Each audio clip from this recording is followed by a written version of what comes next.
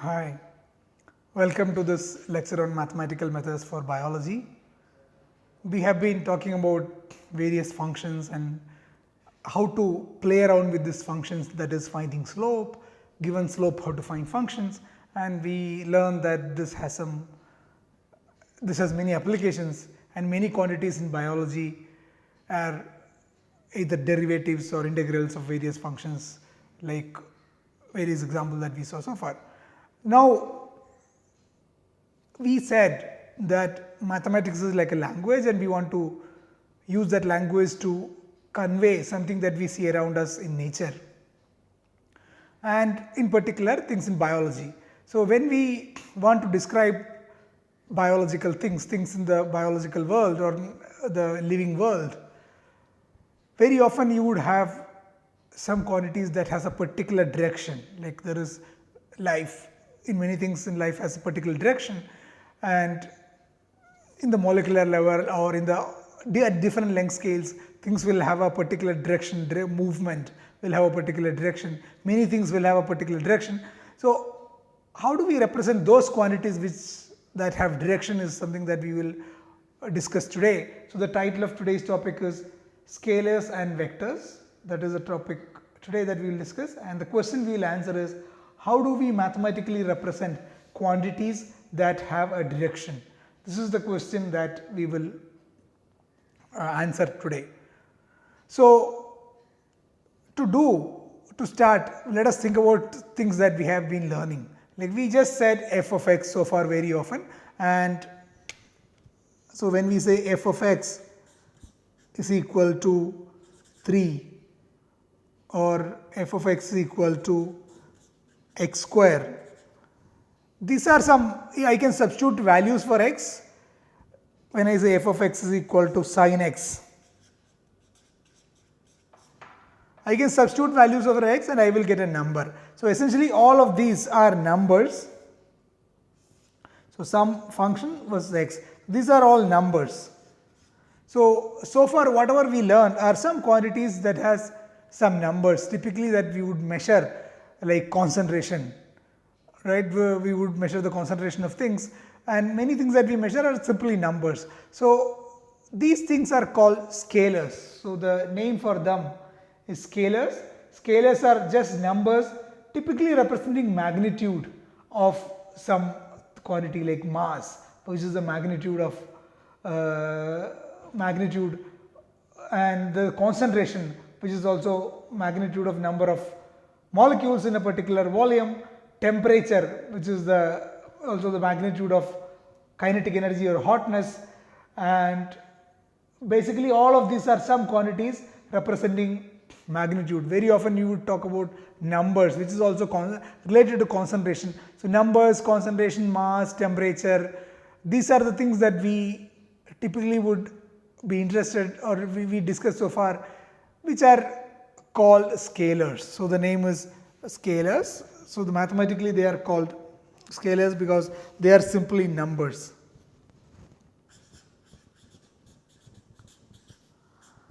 So, they are just numbers,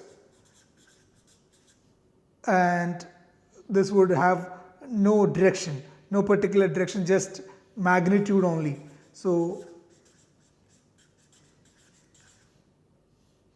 this would typically represent the magnitude of something. So, now what do I mean by all this? It will be clear. Now, let us think about some other quantities which are not scalars. So, many phenomena in nature have specific direction. So, there are things that have direction. When we talk about direction, what are the things that would come to our mind? The first thing that would come is something is flowing. So, flow has a particular direction. I am moving in a particular direction. So, the motion has a particular direction. So, for position itself, like I am standing left or right, I am standing ahead or back. So, when we talk about position relative to something, or when we talk about motion, which is you are moving in this particular direction, or when we talk about flow, flow is in a particular direction, all of these have quantities which have direction. So, let us write down these things. So the things that quantities that have direction flow. So when we have to say it is flowing in a particular direction, right? It is flowing this way or that way, right? This is a particular direction. Movement. So moving forward, backward.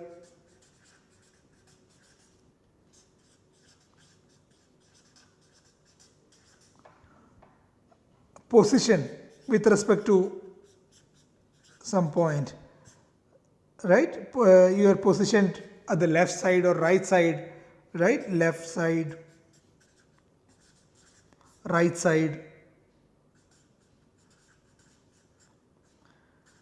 These are things that we would typically use in English, and when we think about flow, for example, we very often molecules will flow from one direction to the other direction. Something that would come to everybody's mind is related to diffusion. Like diffusion is some related, there is a flow related to diffusion.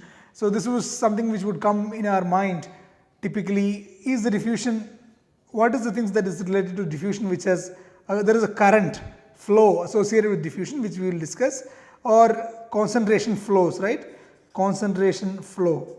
There is a flow of concentration, flow of molecules from one place to the other direction, particular direction. Higher concentration to lower concentration is what is diffusion. So these are the things that are quantities that have a direction. So examples here, vectors are flow, a force. Force is a particular direction. You apply a force, you push somebody in a particular direction. So they all have a specific direction. Now the question that we want to discuss is, how do we represent this mathematically as a language? When we want to say something that is mathematically, how do we represent this? So this is the first thing that so the question we are going to answer is, how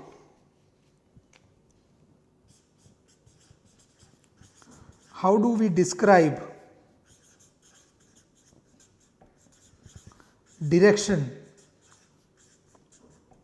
mathematically?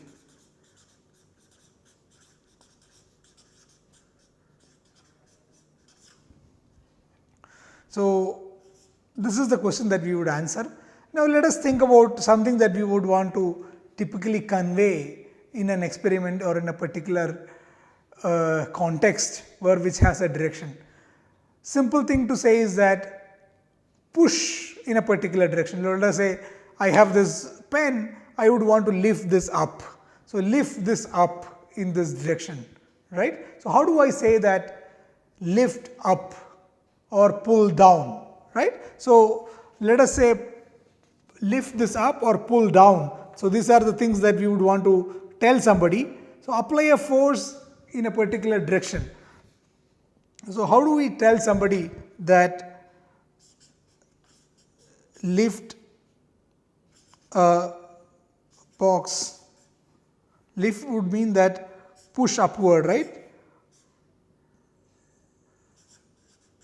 Push or apply a force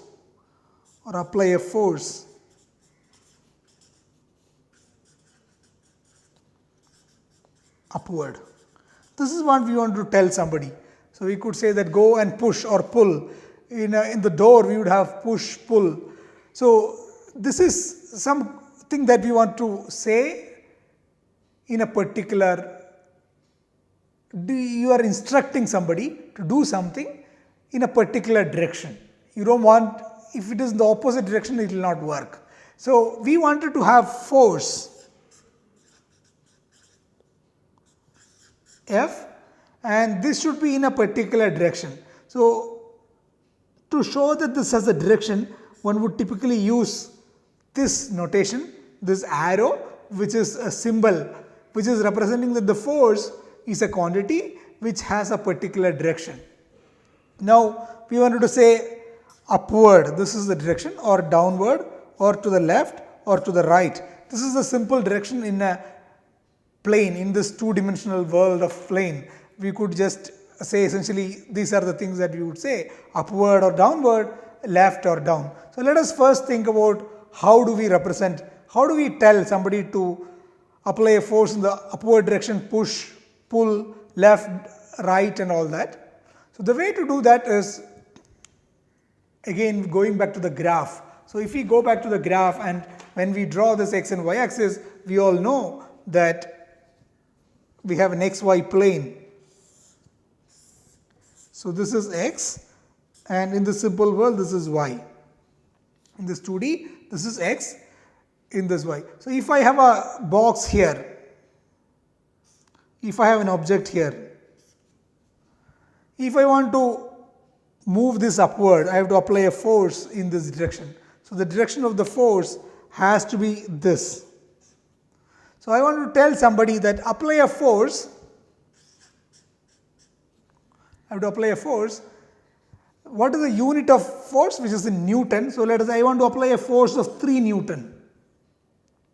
I want to apply a force of 3 Newton or 3 piconewton or 3, whatever be the unit of force. A unit of a force of 3 Newton one would want to apply, but in this direction of upward. So to say that you should apply in the direction of y axis. So this is the y hat. So if I just put y and the symbol of hat, so this is called y hat, and this would mean that when I write this mathematically, this is an instruction given to somebody which says, with the meaning of this instruction is that apply 3 Newton force in the y direction.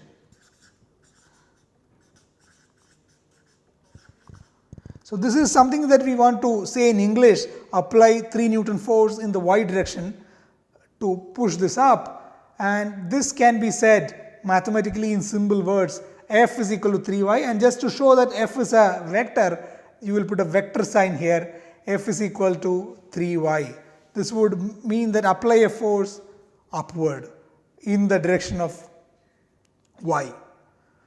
Now, if we want to say this, now let us think about what if we want to just say the opposite. Let us say we want to say that apply a force and then pull it down. So we have this, and this is the increasing direction of y, this is the increasing direction of y, and this is the increasing direction of x. Now we have an object here, and we applied a force in this direction, but one would want to also apply a force in this direction to pull it down, right? So we could, if we want to say that pull down the box applying 3 Newton force. This is the instruction we want to convey to somebody. Apply this box, pull down this box, bring it down, pull down by applying 3 Newton force. So the way to say this is that we have to say, you have to apply force has to be 3, has to be the magnitude, 3 Newton, or whatever be the unit. One has to appropriately put the unit here, 3 Newton, in the direction downward. So how do I say that? I would say minus y hat. So that is downwards. So this would imply this is equal to minus 3 y hat. So when I say f vector is equal to minus 3 y hat, this is essentially telling, this is an instruction given to someone that pull it down with this much force. So this is the magnitude and this is the direction. So this is the magnitude and this is the direction. So this is the magnitude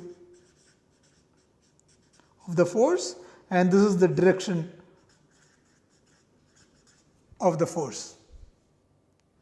So there is a magnitude and a direction. So this is an example of a vector quantity that we would want to convey, that how much force one should apply is an example. of a vector where we would convey to someone that do this way. Now let us think of some other way that if you want to same thing, you want to say that run in that direction, right? So we want to say that the molecular motor is moving towards the center of the cell.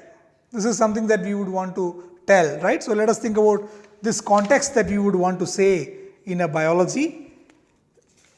So let us think of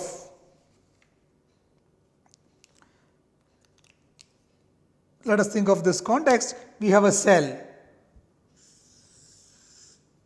and cell has a center which is here, and this is the exterior, right? So this is the cell and this is center now. So you have molecular motors walking along the microtubule. So there are many microtubule tracks, and molecular motor would either go this way. Let us say molecular, we want to say that molecular motors are going inward, right? We would want to say this. How would we say this?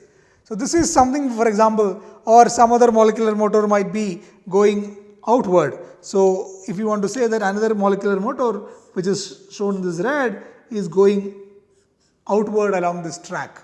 So this motor is walking to the exterior, which is this way, or the vesicle is going in this way, and the vesicle is moving this way. So we wanted to tell somebody, look, that particular vesicle of your interest or a particular molecule of that interest, is going inward. Look, that particular molecule of your interest is going towards the cell membrane, cell periphery. So this is something we would want to convey, like vesicle or molecule of your interest is going towards cell periphery. This is very often we would want to say. We would also want to say that it is going towards the center.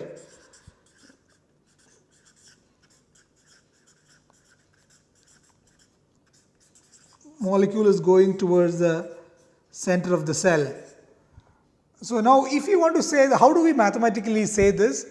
This is the training that we were getting through understanding vectors. We are training ourselves to say this thing mathematically. So now we will reach here, but before reaching here, we will think of even simpler thing, which is moving left and right. So moving towards center or periphery is easy to say, but we need to get a training to do that. Before that, let us think of a simpler case, which is moving to the left or to the right. So where we would think of an in vitro experiment. Let us think of an in vitro experiment where you have just a setup where you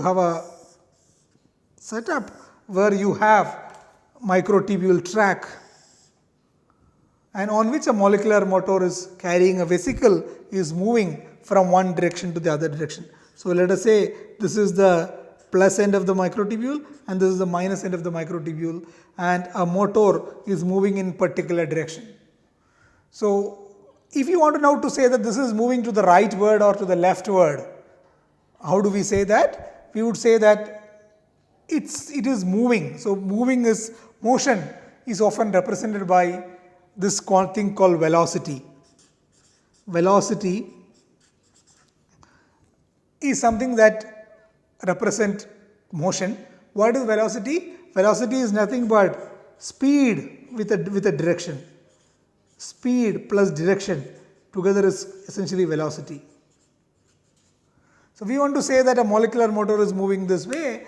We would want to use the following, that we want to say that velocity, which is a vector, it is moving with a velocity of 10 micrometer per second. So the velocity magnitude is 10 micrometer per second. This is the magnitude, and it is going along the x-axis. So we would put x cap. So if I write this means that the motor is moving along the x-axis towards positive x, So this would mean that the motor is going towards positive x with a speed of 10 micrometer per second. So this is what it would mean. The same thing if you want to say in the negative x direction. So the opposite context would be you have an in vitro experiment again, where you have a track in which a vesicle cargo would move this way. So this was the minus and plus ends of the microtubule. So you have a cargo which is moving towards this way with the same speed. So we would say that as the following: v is equal to 10 micrometer per second is the velocity or the speed, but it is going in the minus x direction. So minus x cap. So in other words, I would write 10 x cap with a minus sign, and the unit is micrometer per second. So 10 x cap would mean that 10, whatever be the unit, it is going in the minus x direction. So this is the first thing we would want to convey something. This is the simplest thing we would want. But very often we would want to use little bit more complex things, which is, think about this. You have a